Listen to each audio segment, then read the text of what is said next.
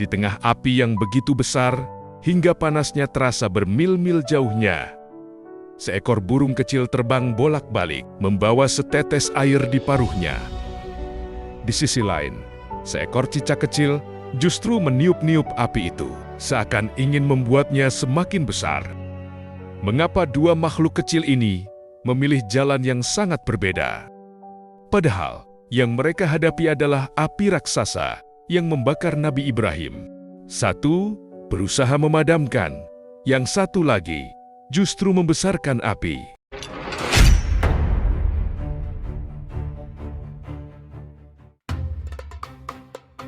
Dalam sejarah para nabi, ada satu peristiwa yang sangat terkenal.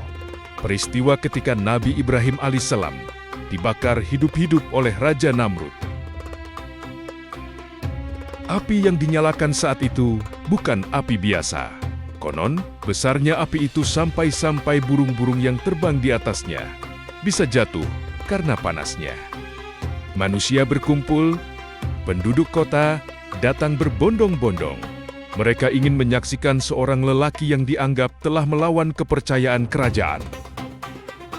Lelaki itu adalah Ibrahim, seorang pemuda yang berani menentang penyembahan berhala.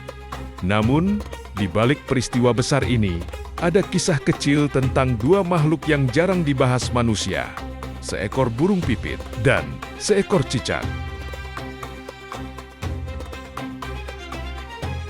Pada masa itu, masyarakat Babilonia hidup dalam kegelapan keyakinan. Mereka menyembah patung-patung yang mereka buat sendiri. Patung dari batu, patung dari kayu, dan patung dari logam.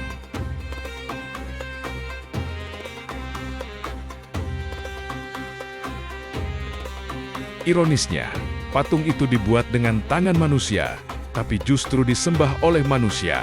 Namun di tengah masyarakat itu, lahirlah seorang anak yang berbeda. Namanya Ibrahim. Sejak kecil, Ibrahim sudah mempertanyakan banyak hal. Suatu malam dia melihat bintang, dia pun berkata, "Mungkinkah ini Tuhanku?" Namun, ketika bintang itu tenggelam, dia berkata, "Aku tidak menyukai yang tenggelam." Dia pun melihat bulan, lalu matahari. Namun akhirnya dia berkata dengan tegas, "Aku menghadapkan diriku kepada Tuhan yang menciptakan langit dan bumi." Ibrahim pun menemukan Tuhan yang sebenarnya.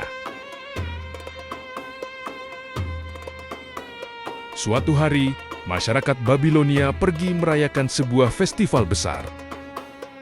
Kuil tempat berhala-berhala disimpan menjadi kosong. Saat itulah Ibrahim masuk.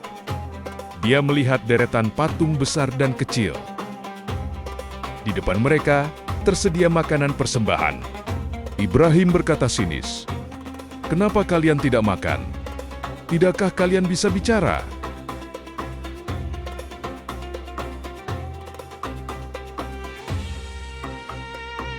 Tentu saja patung-patung itu diam. Akhirnya Ibrahim mengambil sebuah kapak. Satu persatu berhala dihancurkan, sampai hancur, berkeping-keping. Namun satu patung besar tidak dia hancurkan. Kapak itu justru digantungkan di leher patung besar itu. Ketika masyarakat kembali, mereka terkejut melihat kuil mereka hancur. Mereka bertanya, "Siapa yang melakukan ini?"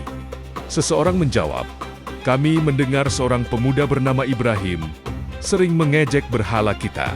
Ibrahim pun dipanggil. Di hadapan masyarakat, Ibrahim ditanya, "Apakah engkau yang menghancurkan berhala kami?" Ibrahim menjawab dengan tenang, "Mungkin patung besar itu yang melakukannya. Coba saja tanyakan padanya." Orang-orang terdiam. Mereka tahu patung tidak bisa bicara. Namun justru disitulah logika Ibrahim bekerja. Mereka sadar, tetapi kesombongan membuat mereka menolak kebenaran. Akhirnya mereka memutuskan sesuatu yang sangat kejam. Ibrahim harus dihukum mati. Bukan sekedar dibunuh, dia akan dibakar hidup-hidup. Raja Namrud memerintahkan seluruh rakyat mengumpulkan kayu bakar. Berhari-hari kayu dikumpulkan. Kayu dari hutan, kayu dari rumah-rumah, kayu dari pasar. Tumpukan kayu itu menjadi seperti gunung. Ketika api dinyalakan, nyalanya menjulang tinggi ke langit. Panasnya sangat dahsyat. Tidak ada manusia yang mampu mendekat. Bahkan, untuk melempar Ibrahim ke dalam api, mereka harus menggunakan alat pelontar raksasa.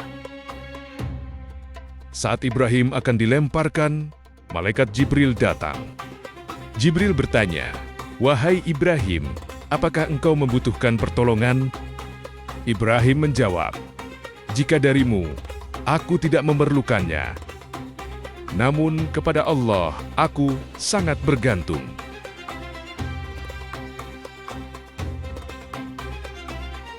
Saat itulah Ibrahim mengucapkan doa yang terkenal. Hasbunallah wa ni'mal wakil. Cukuplah Allah menjadi penolong kami, dan Allah adalah sebaik-baik pelindung. Lalu, Ibrahim dilemparkan ke dalam api. Namun Allah berfirman, "Wahai api, jadilah engkau dingin dan keselamatan bagi Ibrahim." Seketika api itu tidak lagi membakar. Api itu berubah menjadi sejuk seperti taman. Di tengah kobaran api itu, ada seekor burung kecil yang terbang bolak-balik. Dia menuju sungai, mengambil air dengan paruhnya, lalu terbang menuju api, dan menjatuhkan setetes air kecil. Kemudian dia kembali lagi, mengambil air lagi, lalu menjatuhkannya ke api.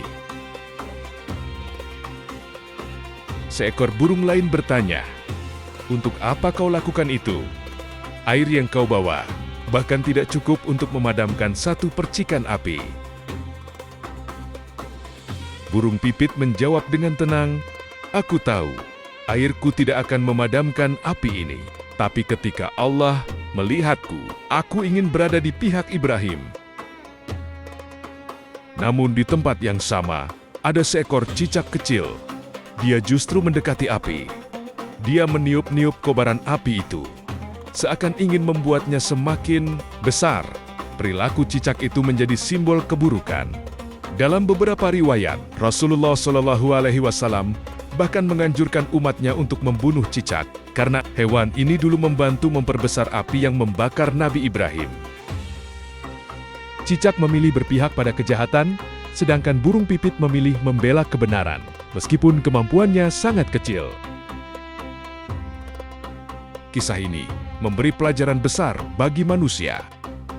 Bukan soal besar atau kecilnya tindakan, namun di pihak mana kita berdiri. Burung pipit tahu dirinya kecil, namun dia tetap melakukan sesuatu.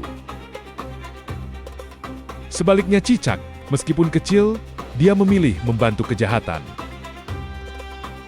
Sementara itu, Nabi Ibrahim berada di dalam api. Namun, api itu tidak membakar, justru berubah menjadi taman yang sejuk. Ibrahim duduk dengan tenang. Api yang seharusnya membunuhnya justru menjadi bukti kekuasaan Allah Subhanahu wa Ta'ala. Orang-orang yang melihat peristiwa itu menjadi gempar. Mereka tidak pernah melihat hal seperti ini sebelumnya. Kisah burung pipit dan cicak mengajarkan sesuatu yang sangat dalam hidup. Kita mungkin hanya seperti burung kecil. Kekuatan kita terbatas, pengaruh kita kecil. Namun yang penting adalah niat dan keberpihakan. Apakah kita berada di pihak kebenaran atau justru membantu kebatilan? Karena di sisi Allah Subhanahu wa Ta'ala, bahkan setetes air dari burung kecil pun memiliki arti besar. Itulah tadi kisah burung pipit yang taat dan cicak pembangkang di zaman Nabi Ibrahim alaihissalam.